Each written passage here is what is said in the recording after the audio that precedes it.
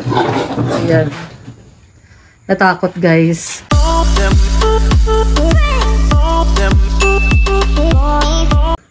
Hi guys! Welcome to my vlog!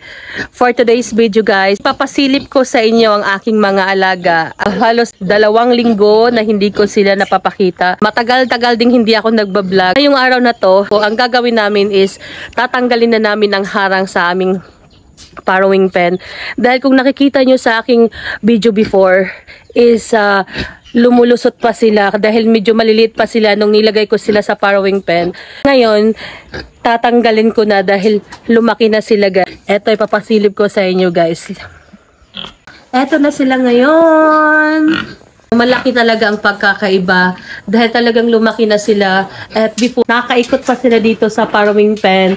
Pero ngayon, hindi na sila nakakaikot. At hindi na rin sila makakalusot sa mga butas. Ito na yun si Ganggang. And ito naman si Peng Peng. Nakakawalis na ng maayos. Pag nagdudumi sila, nahihirapan akong maglinis. Kailangan ko pang abutin sa taas para malinisan ko sila ng maayos. 5 months na sila guys.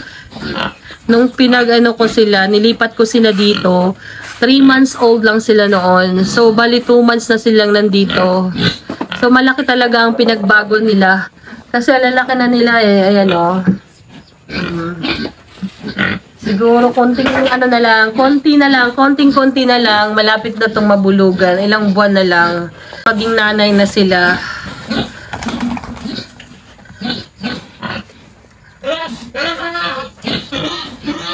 Yung isa, hindi pa pwedeng tanggalin yung kanyang harang dahil lulusot pa siya. Sorry guys, medyo madumi lang to. Hindi ko pa nalinisan.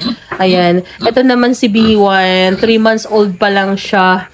Makakalusot pa siya dito sa mga butas. Kung makikita nyo guys, ang design niya is, simula dito is pataas yan siya.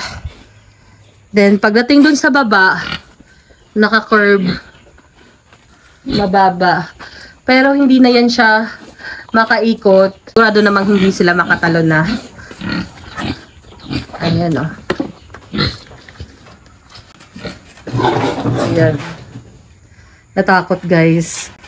Natakot sila sa tunog. Pagka natatakot lang naman sila, nag-aalala ako kasi lumulundag-lundag sila pag natatakot. Baka mabalian.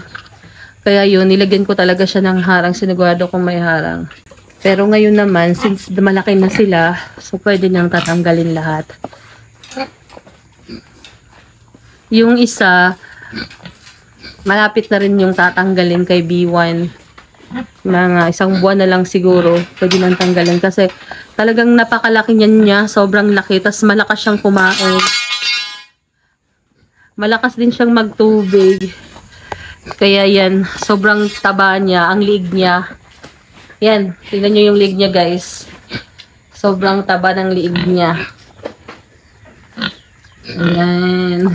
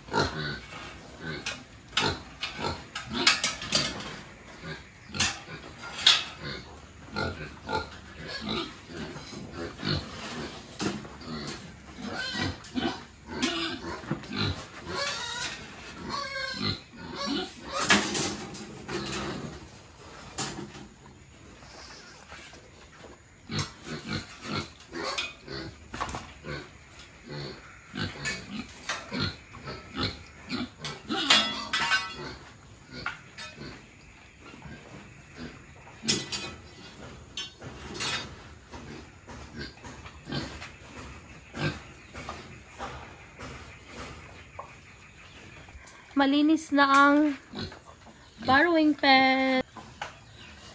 Hindi na madumi tingnan. At ito naman ang kay Ganggang. Ang linis-linis na. Kay B1 na lang ang hindi tatanggalin. And meron pa din akong isa na gagawin kong inahin. Si B2. Magkapatid sila ni B1. Ayan. So for the meantime kasi hindi ko pa napagawa yung ano ko. Hindi ko pa napatapos ipagawa ang aking borrowing pen. At kailangan ko pang magpa-extension dyan banda. Pa straight. So dito ko muna siya nilagay. Pero kailangan ko na rin papaumpisan yung borrowing pen niya. Kasi kawawa siya dito.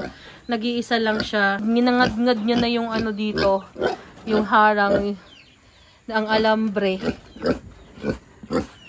Dahil gustong lumabas. Pero soon, lilipat na siya. Ito naman si B2. Medyo maliit lang siya konti kaysa doon sa isa na si B1 na kapatid niya. Ayan oh.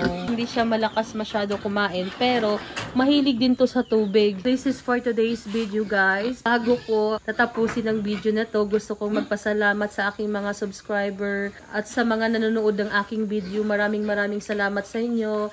Dumadami na kayo. Sana hindi kayo magsawang sumuporta sa aking video guys. Please don't forget to like and subscribe for my YouTube channel. Thank you so much for watching guys and bye bye!